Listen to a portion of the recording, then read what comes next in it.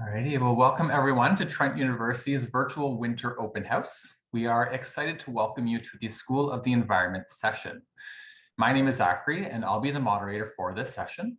With me today, we have two faculty members, Dr. Sean Watmo and Dr. Stephen Hill, along with two current students, Hang and Jenna.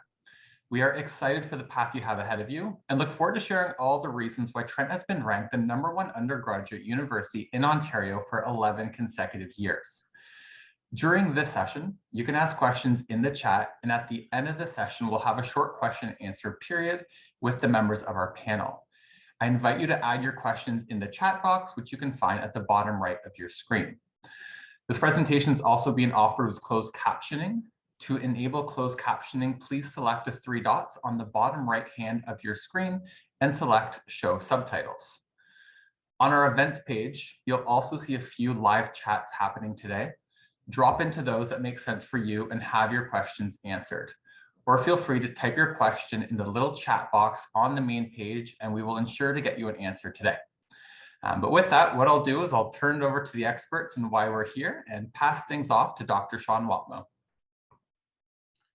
Thanks, Zach. Good morning, everybody, or afternoon, or evening, or night, wherever you are in Zoom land. It's a little bit strange. As Zach said, my name's Sean Watmo, and I'm currently the director of the School of Environment. And so what I hope to do is just spend about 10 minutes giving you a little overview of the various degree options within the school.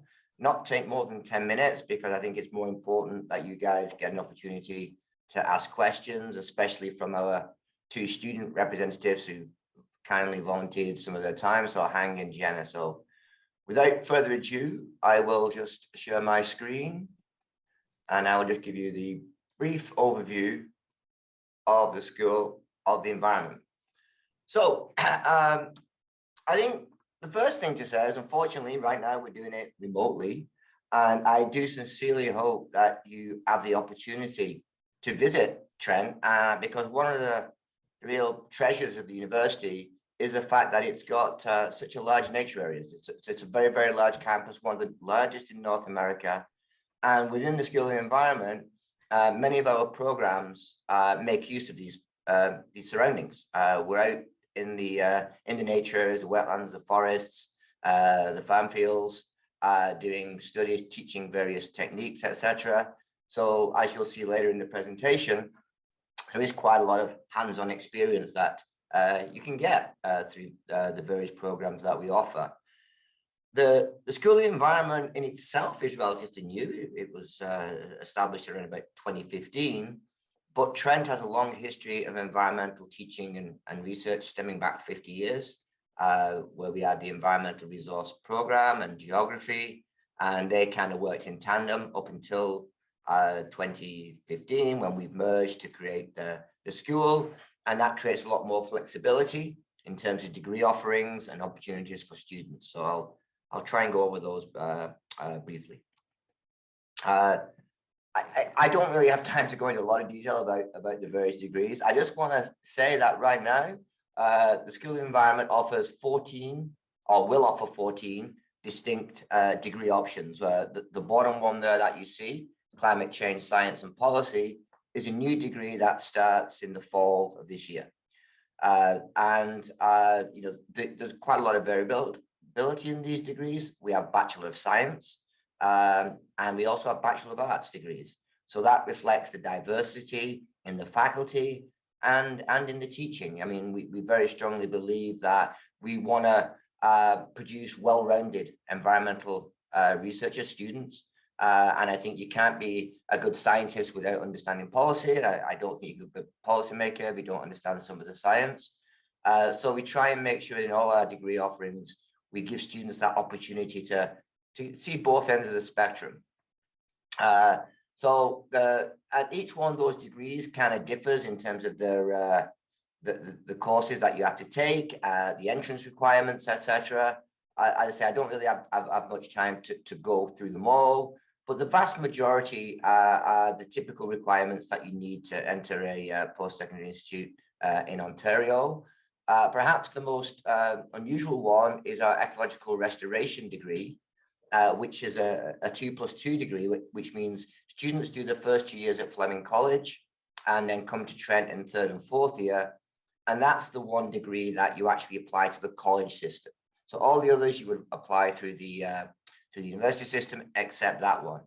The other thing to note is that if you come to Trent and you start off declaring that I want to do a geography degree, but once you take first year options, you find actually I like sustainable agriculture. It's quite a seamless transition. You're able to do that and still graduate within 4 years. So many of our degrees, there's huge flexibility. The only one I'd say that doesn't exist for easily is the environmental geoscience, just because of its more prescribed nature and the need to take many more prescribed courses in first year. For most degree programs, first year is fairly flexible, wide open, and we encourage students to take a variety of courses to get that background knowledge so that in upper years they can focus more. And we have more than 140 courses that you can choose from. I'm just going to give kind of two options or two examples of degrees that show the wide range of opportunities and the way the programs work. So I selected the BA in Environmental Studies as an example. And if you look at the requirements, what you'll see is there are actually only 7 specific courses that you have to take to get that degree in environmental. So those are specified courses, the first year courses, the 1010, 1020, and then there are 4 second year courses and 1 third year course. That's what those numbers represent. A course is a full, a H represents a course, it's a full semester. So in the fall, you take a course, and that's where the half credit, that's what that H stands for. And then as you'll see, what we do is then to make up the 10 credits to get that degree, required credits, you have to take courses from certain categories. So we've got category A, B, C, and D. And if you look to the right there, those columns represent the courses that fall within those categories. What this means is you've got huge flexibility. You've got to take 1 credit, which is 2 courses from category B. So if you look at B there are about 13, 14 courses. You have to choose 2 of those. Likewise, category C, you have to choose, category D, you have to choose 2 courses. Again, you've got a lot of flexibility. So this is an example, and many of our degrees are structured this way, where really, we're saying you've got to take the 2 first year courses, and then in first year, there's nothing else prescribed. It's up to you. You can take courses in other disciplines to get a broader experience of university programs. And then as you go through the years, you start to specialize and choose courses that interest you. That's the key thing. We find that if you're choosing a course that is of interest, you'll generally do better. That's at one end of the spectrum. The other end of the spectrum is the environmental geoscience. This is, as I mentioned, for the BA in environmental studies, it was only 10 of the 20 credits that you take to get an honors degree that we actually specify. For this degree, we specify 15.5 out of the 20. So it's a lot more prescribed. You'll see a lot of courses listed there that you have to take.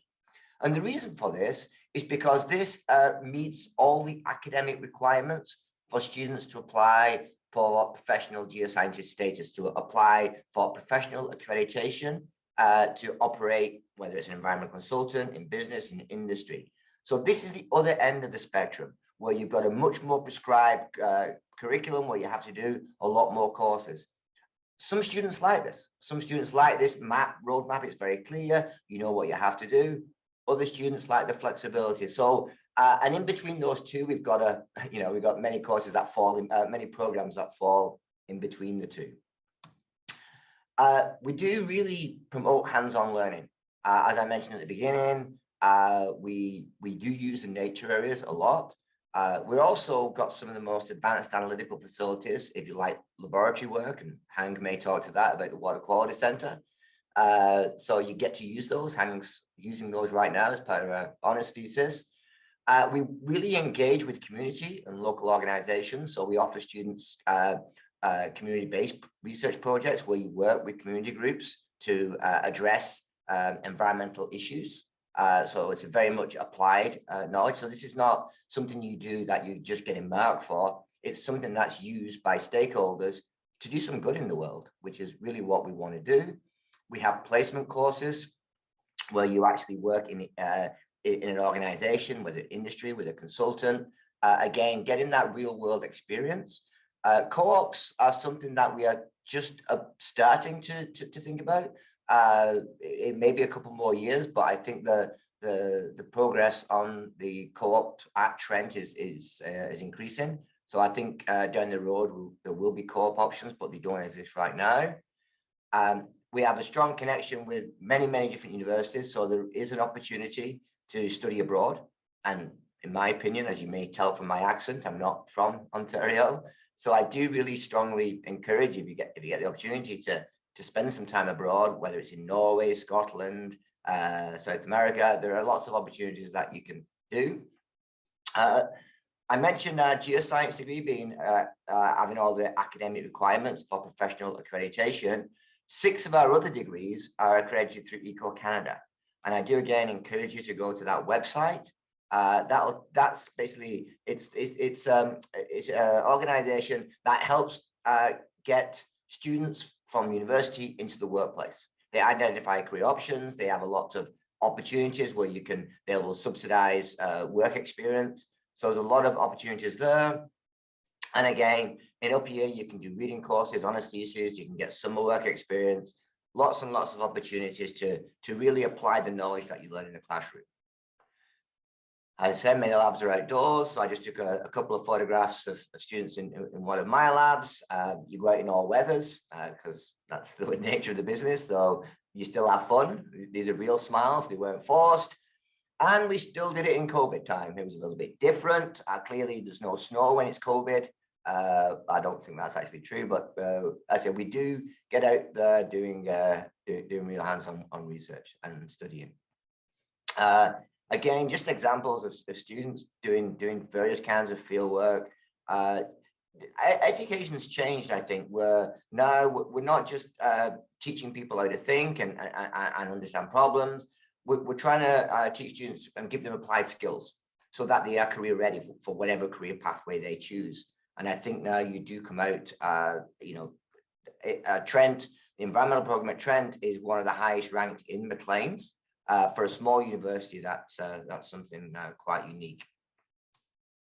I mentioned placements, and again, this is just a list of the various types of organizations that last year, for example, some of our students worked with. So it's a huge variety, and this list, this was last year, this list is increasing. Every student who's done a placement, I believe, has really thoroughly enjoyed it. And in some cases, it is a segue into employment post-graduation.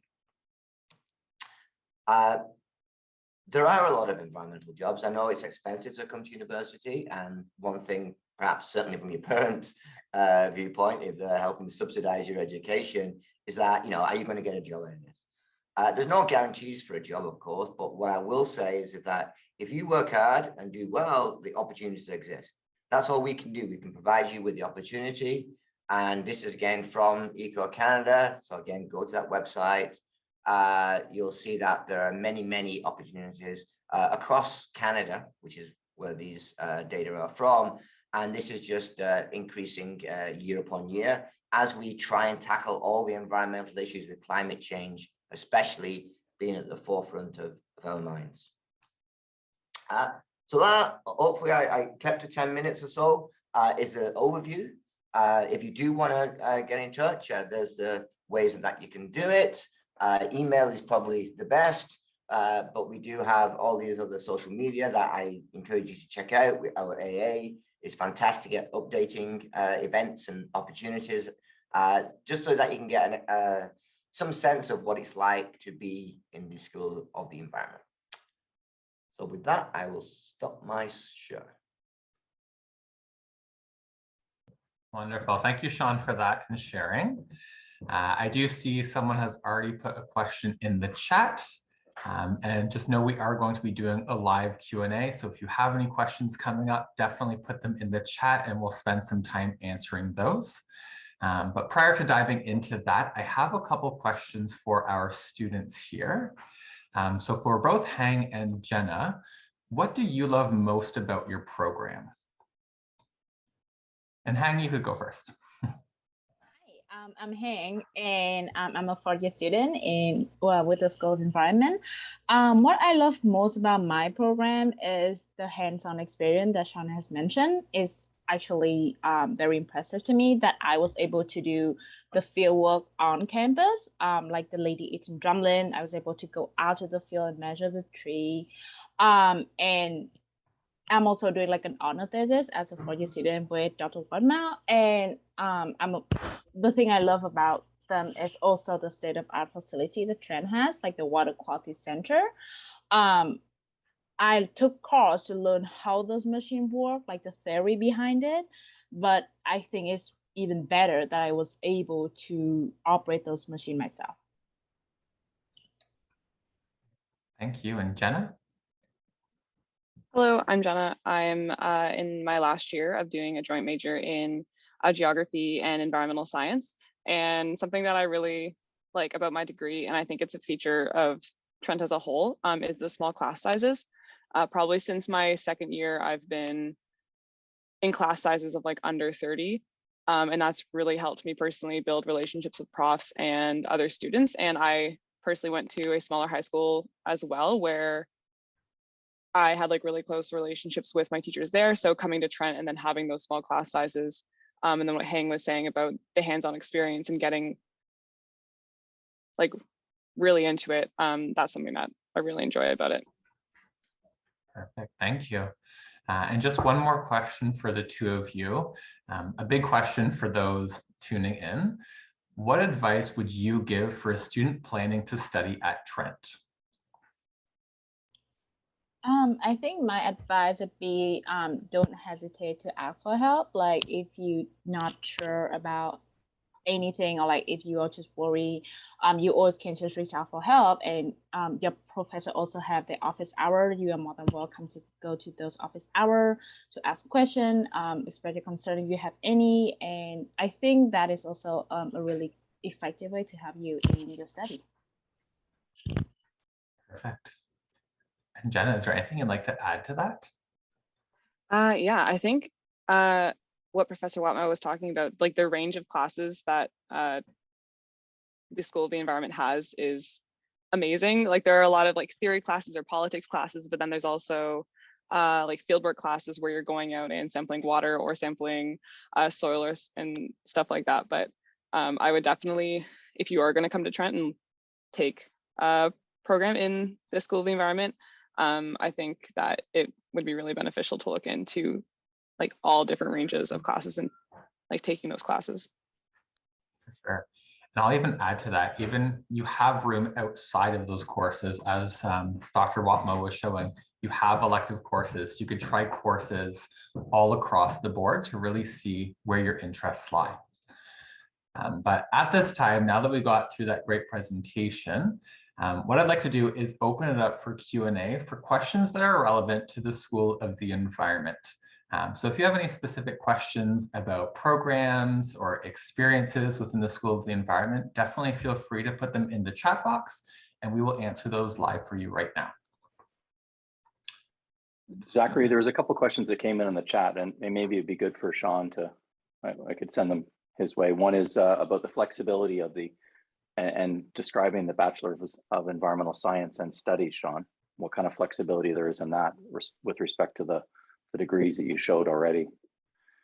Okay, so the Bachelor of Environmental Science and Studies is a relatively new degree, and that we created that degree to try and balance. As I mentioned, you know, there are people who come to the school who have a very much interest in science, and then there are those who have an interest in management or policy.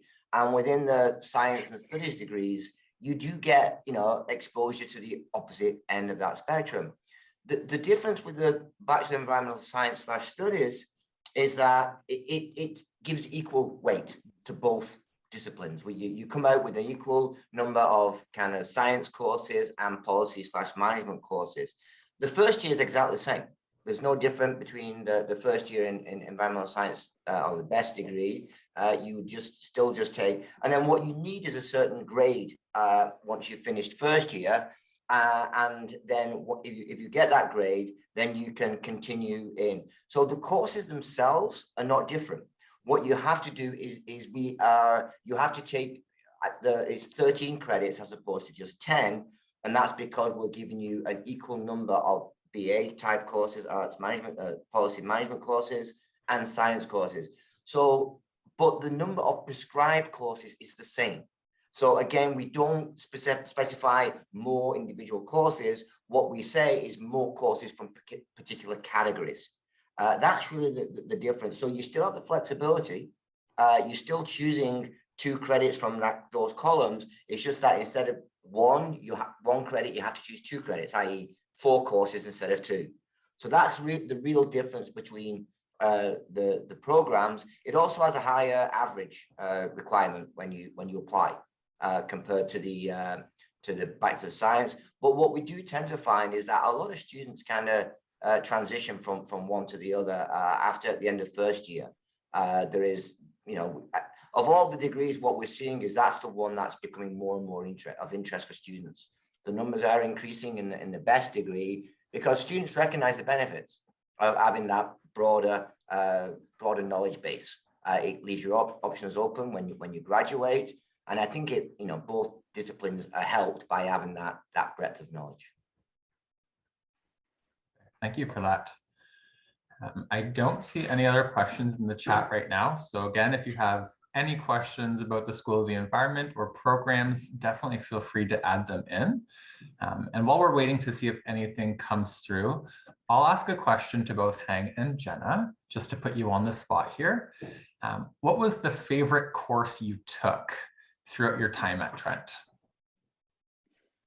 Hint, pick one of Stephen's or Sean's. I think my favorite course is the second year Natural Resource Management with Professor Whitemouth. That course is really, really cool because that's the first time I had the field work that we actually go out to a parking period in like a winter time and collect the water sample. And that is just, I think that just like really inspired me to do something. And the fact that you can collect the sample and process it and collect the data from it, it actually makes you understand it better. So that's just my favorite. And Jenna? I do feel inclined to say one of Stephen's or Sean's courses, but I think I have like a favorite semester. Does that make sense? And can I go into detail like what I mean by that? Totally, yeah. Yeah, so my like favorite semester was the first semester of my 3rd year. I was taking 5 classes, but 3 of those classes were like fieldwork related, or they were related to urban planning because that's what I've kind of gotten into in my degree. And there was one day where I had like 8 hours of consecutive field trips just based off of how my class is laid out. I was taking a wetlands class and we would go out I think every other week for 6 hours and would go to a wetland and would sample at that wetland. And then I would get back from that trip and get on another bus or go on another field trip with one of my geography classes to go look at regional geography around Peterborough and the Kawarthas or in like downtown Peterborough. So that was just, I love that semester. Like overall, all of those classes that I took just complemented each other really well.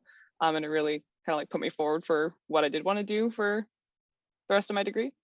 And yeah, like top experience. Awesome, thanks for sharing that. Again, still not seeing any questions in the chat. So if folks have any questions, we're still here for 5 or so minutes to answer those. But maybe what I'll do this time around is flip the questions on our faculty and ask them, what's the favorite course that you teach? So Stephen or Sean, if you wanted to answer that. I'll go first. I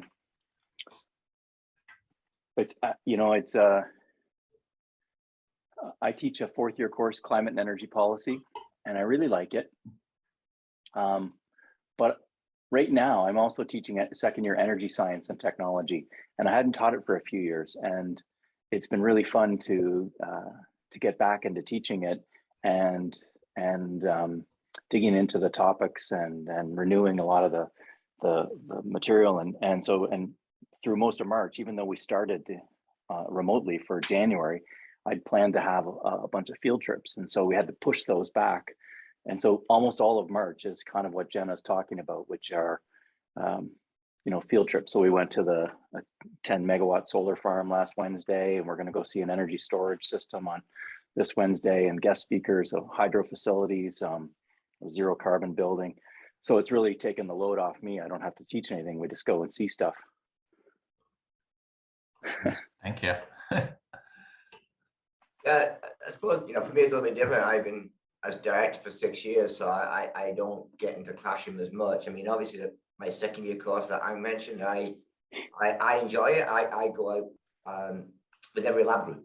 So, the course typically has about 150 students. So the lecture's done, but then they're split into smaller lab groups. So there'll be 6 lab sessions a week. And I go out with all those. So I really, that's my opportunity to meet the students and have fun with them and tell some of my fantastic jokes, which people laugh at if they want extra marks, and if they don't, they fail now.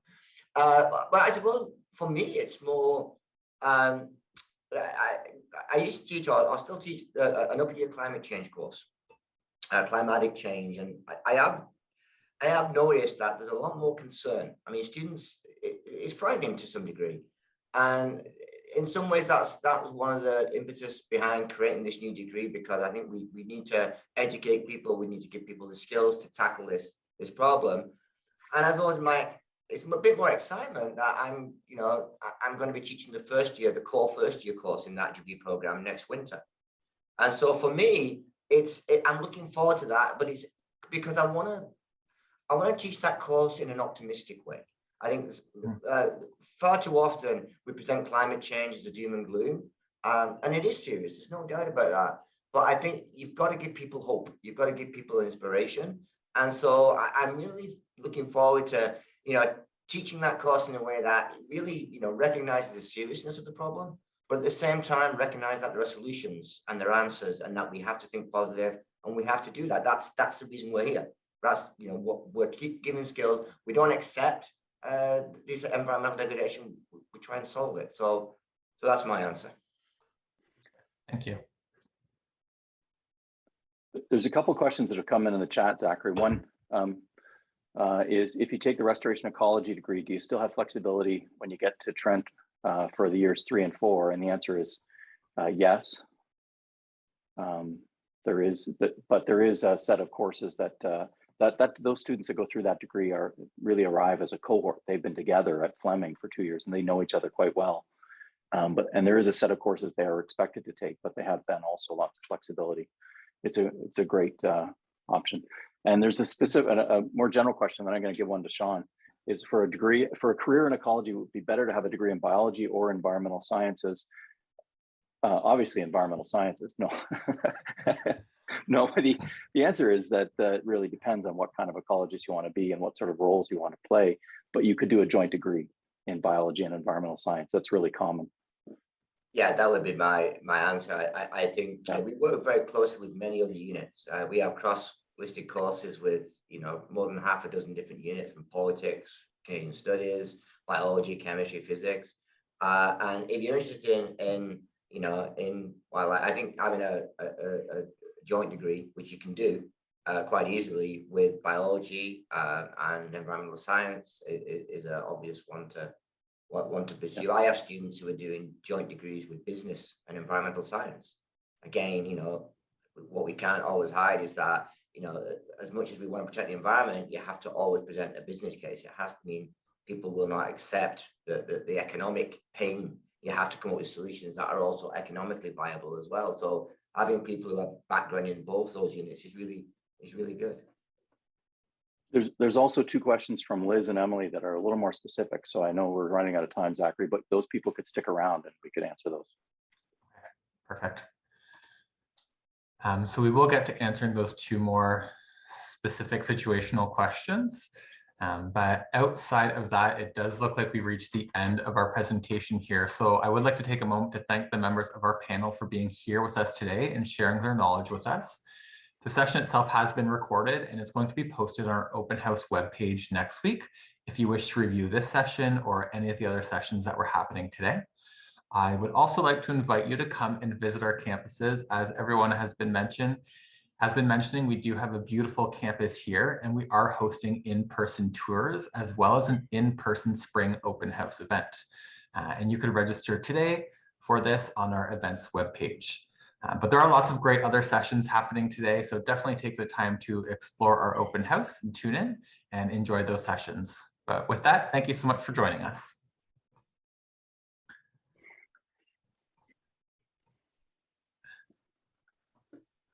Thanks, Jenna and Hang, for volunteering their time. Yes, thank you. Thanks, guys. I'm just keeping this open right now so we could get those 2 more specific questions answered. Can you see those, Sean? I'm not on the chat. What were the questions? Okay. There's a 2+2 event coming up in the spring. I'm at Sioux College. Liz is asking at Sioux College doing the Natural Environment Tech program and want to transfer after a degree. So you know those articulation agreements really well. Yeah, vaguely. Yeah, so Liz, we have this year actually established articulation agreements, I think with Sue in that program. And the way those articulation agreements work is that I believe if you've done the 2-year diploma, you end up with 7 credits that count towards your degree. And I think if there's a 3-year option, then it would give you 10 credits. So it's not a straight 2+2.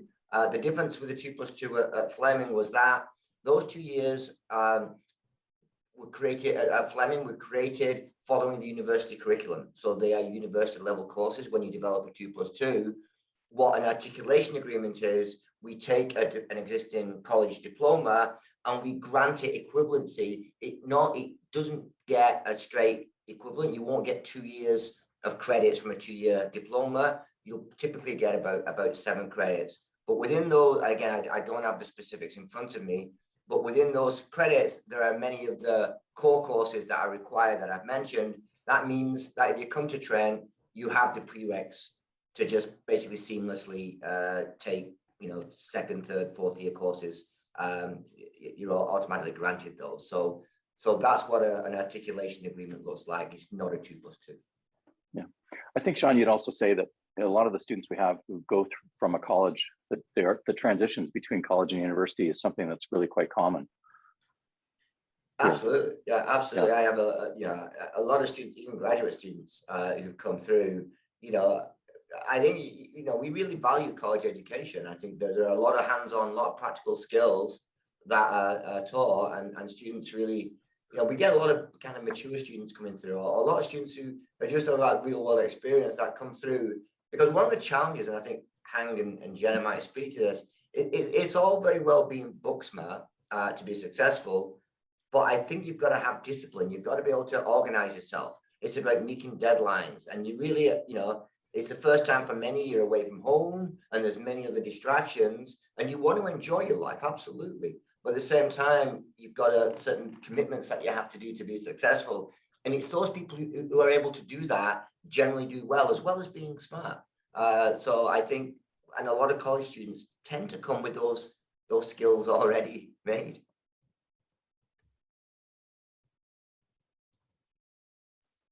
I don't know if Emily is still here, but there was another question about the. Emily is still here, yeah. I haven't been out. Is there a heavy math component for the science courses through the School of the Environment, and that would require me to brush up on specific math skills, especially if you've been out of school for a while?